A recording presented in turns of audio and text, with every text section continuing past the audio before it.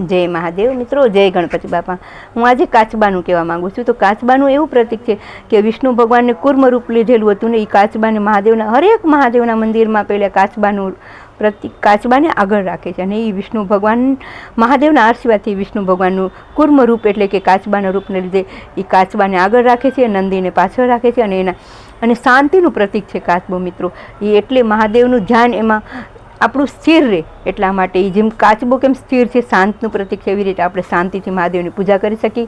અમુક ઘણી જગ્યાએ એવી રીતે ઘણા બધા લેખ છે કાચબાની બારેમાં, પણ મને આટલું છે શિવપુરાણમાં સાંભળેલું છે એટલે હું તમને આટલું કહું છું કે કાચબાનું રૂપ કૂર્મ રૂપ હતું। વિષ્ણુ ભગવાને મંદરાચલ પર્વત ટાઈમે એ કાચબા મંદરાચલ પર્વત નીચે ઉતારવા માટે એ કાચબાનું રૂપ ધર્યું હતું વિષ્ણુ ભગવાને મિત્રો। બીજું આગળ તો ઘણું બધું હોય છે, પણ આપણે જેટલું વિડીયોમાં બોલી શકાય એટલું કહી શકું ને હું।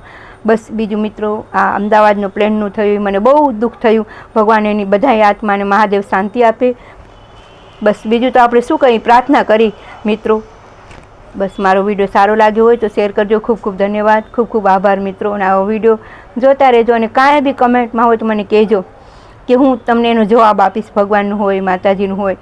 થેન્ક યુ, ખૂબ ખૂબ ધન્યવાદ। જય મહાદેવ।